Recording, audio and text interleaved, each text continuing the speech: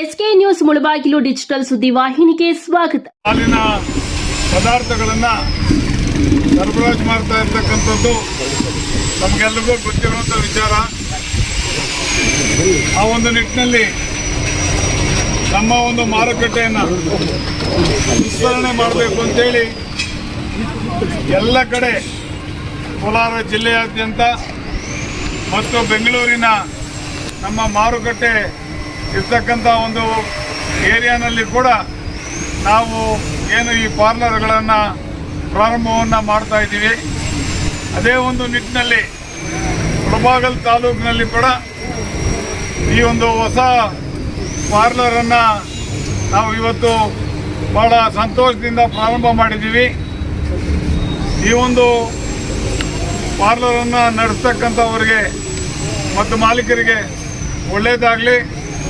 ಒಳ್ಳೆಯ ಹಾಲನ್ನು ನೀವು ಮಾರಾಟ ಮಾಡಿ, ಹಾಲು ಉತ್ತಮವಾದಂಥ ಹಾಲಾಗಿರೋದ್ರಿಂದ ಮುಳಬಾಗಿಲಿನ ಜನತೆಗೆ ಇದು ಅನುಕೂಲ ಆಗಲಿ ಅಂತ ಈ ಸಂದರ್ಭದಲ್ಲಿ ಹೇಳ್ತಾ, ಕೋಲಾರ ಹಾಲು ಒಕ್ಕೂಟದಲ್ಲಿ ಏನು 8,30,000 ಹಾಲನ್ನು ನಾವು ಶೇಖರಣೆ ಮಾಡ್ತಾ ಇದ್ದೀವೋ, 4 ಲಕ್ಷ ಗರಿಷ್ಠ ಅಂದರೆ 4 ಲಕ್ಷ ಲೀಟ್ರನ್ನು ನಾವು ಹಾಲಾಗಿ ಪಾಕೆಟ್ ಮುಖಾಂತರ ಮಾರಾಟ ಮಾಡ್ತಾ ಇದ್ದೀವಿ.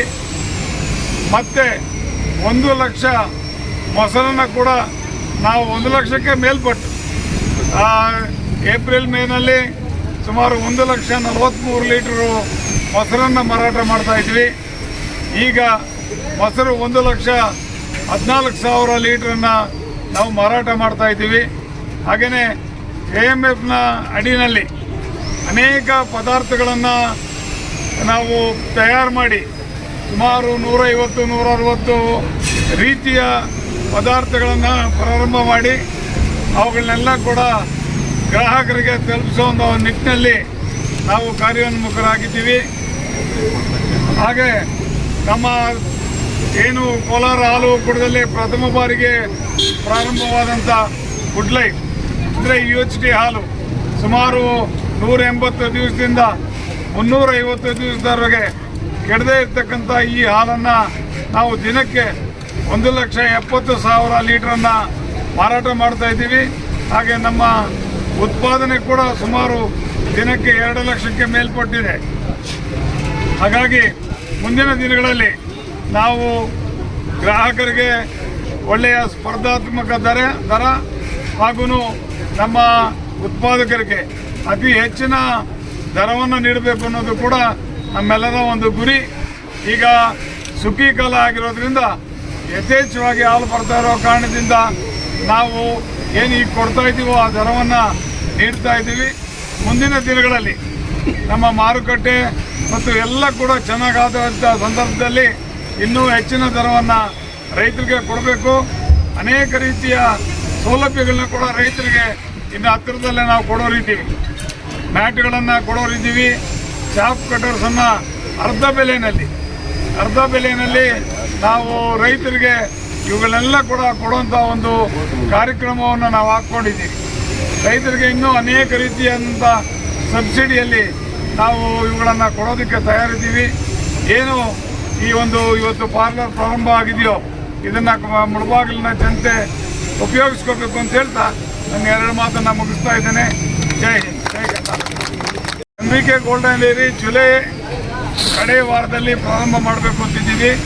ಸುಮಾರು ಹೊಸ ಡೈರಿ ಪ್ರಾರಂಭವಾದ ನಂತರ ನಮ್ಮ ಎಲ್ಲ ಆಟೋಮೇಷನ್ ಅಂದರೆ ಮನುಷ್ಯರಿಂದ ಚಾಲನೆ ಆಗುವಂಥದ್ದು ಭಾಳ ಕಡಿಮೆ ಇರ್ತದೆ.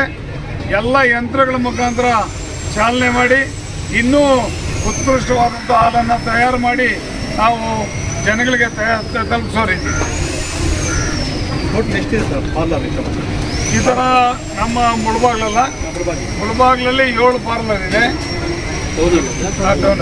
25 ಫ್ರಾಂಚೈಸ್ ಇದೆ ಮತ್ತು ಏಜೆಂಟ್ಗಳು 15 ಜನ ಏಜೆಂಟ್ಗಳಿದ್ದಾರೆ. ಮುಳಬಾಗಿಲಿನಲ್ಲಿ ಸುಮಾರು 1 ಲಕ್ಷಕ್ಕೂ ಮೇಲ್ಪಟ್ಟು ವಹಿವಾಟು ನಡೀತಾ ಇದೆ.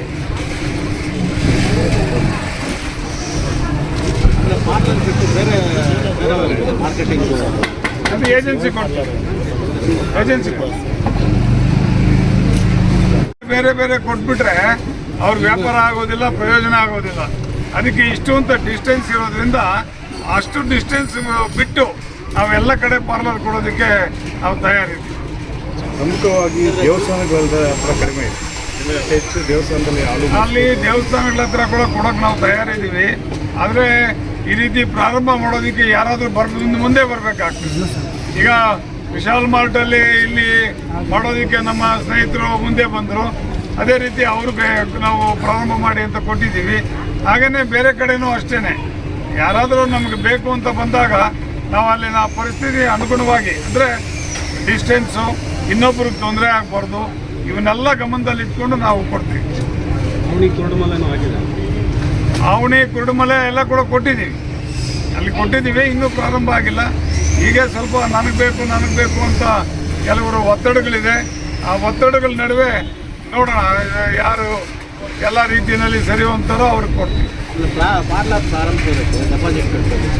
ಹೌದು, ನಮ್ಮ ಅದು ಡೆಪಾಸಿಟು 50,000 ರೂಪಾಯಿ ಡೆಪಾಸಿಟನ್ನು ಕೊಡಬೇಕಾಗ್ತದೆ. ಯಾಕಂದರೆ ನಾವು ಪದಾರ್ಥಗಳನ್ನು ಕೊಡ್ತೀವಲ್ಲ, ಅದರ ಬೆಲೆ ಫ್ರಿಡ್ಜ್ ಕೊಡ್ತೀವಿ, ಮತ್ತು ಕೆಲವು BC ಕೂಲರು ಎಲ್ಲ ಕೊಡ್ತೀವಿ. ಅವುಗಳ ಕೊಟ್ಟಿರೋದ್ರಿಂದ ಇದಕ್ಕೆ 50,000 ರೂಪಾಯಿ ಡೆಪಾಸಿಟ್ ಅಂತ ತಗೋತೀವಿ.